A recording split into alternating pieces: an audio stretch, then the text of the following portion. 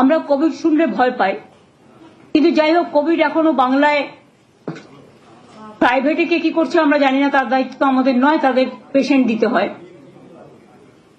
আমাদের সরকারিভাবে যে রিপোর্ট আমাদের কাছে আছে, তথ্য আছে, আমরা প্রত্যেককে ইম্পর্টেন্ট যারা জড়িত, পঞ্চায়েত থেকে শুরু করে, আরবান থেকে শুরু করে, মিউনিসিপ্যালিটি থেকে শুরু করে, ডিএমই থেকে শুরু করে, ডিএইচএস থেকে শুরু করে, বিশেষ করে এই ডিজিজের ব্যাপারে যোগীরাজ থেকে শুরু করে আমাদের health department, MSME department, police department, সকলে, চিফ সেক্রেটারি, হোম সেক্রেটারি, আমরা সকলকে নিয়ে কলকাতা কর্পোরেশন থেকে শুরু করে পঞ্চায়েত, রুরাল, সব ডিপার্টমেন্টকে ডেকে মিটিং করে আমরা প্রস্তুতিটা সেরে রাখলাম।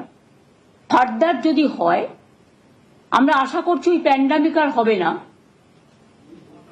কারণ WHO অলরেডি বলে দিয়েছে it is not pandemic, it is endemic, এরকম কিছু একটা শুনেছি। I may not be correct, please question. কিন্তু আমরা যেটা মনে করি যে সতর্ক আমাদের থাকতে হবে, কোনো প্যানিকই ক্রিয়েট করা নয়। যদি বাই চান্স সেরকম কিছু হয়, আমাদের প্রস্তুতি তৈরি থাকবে, এটা নিয়ে ভয় পাওয়ার কোনো কারণ নেই। কিছু কিছু ক্ষেত্রে যাদের কোমরবিডিটিস আছে, যাদের লাংসের প্রবলেম আছে, চেস্টের প্রবলেম আছে, হার্টের প্রবলেম আছে, বা অন্যান্য নানা রকম প্রবলেম থাকতে পারে, এবং sometimes ageing is also the factor. সর্দি কাশি হলেও আমরা ভাবি, সর্দি কাশি হলেও একটা বুকে কফ জমে থাকলে শ্বাসকষ্ট হয়, তার জন্য নেবুলাইজার করা হয়, করে ওটাকে ক্লিয়ার করা হয়। তারা ডাক্তার দেখান, ট্রিটমেন্ট করুন। সরকার আপনাদের সাথে সবসময় ছিল, আছে, থাকবে। চেষ্টা করুন সরকারি হাসপাতালে চিকিৎসা করার, তাহলে আপনাদের আননেসেসারিলি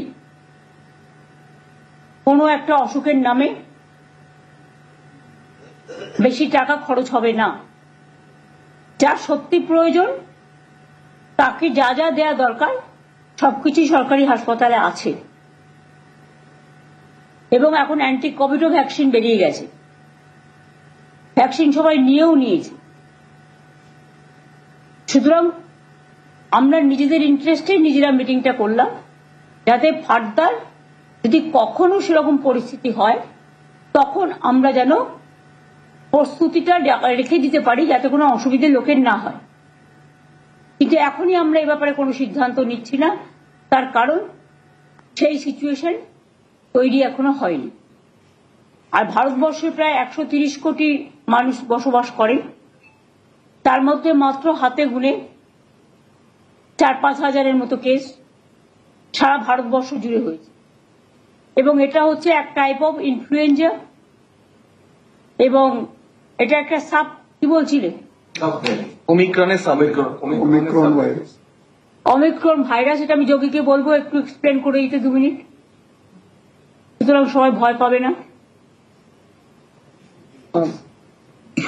আগে যে করোনা ভাইরাস লাস্ট যে ওয়েভটা বড় ওয়েভ হয়েছে, সেটা ওমিক্রন ভ্যারিয়েন্টের হয়েছে, তারই একটা সাব ভ্যারিয়েন্ট, সেটা একটু অল্প পাল্টে গিয়ে এটা এসছে। এখনো এটি ওমিক্রনেরই একটি সাব টাইপ, এবং এখনো অব্দি সেরকম ভ্যারিয়েন্ট অফ কনসার্ন, মানে যেগুলো বিরাট ঘটনা ঘটাতে পারে এরকম ধরনের ভ্যারিয়েন্ট হিসেবে WHO এটাকে রিগার্ড করেনি, একবারও বলেনি যে এটা ভ্যারিয়েন্ট অফ কনসার্ন।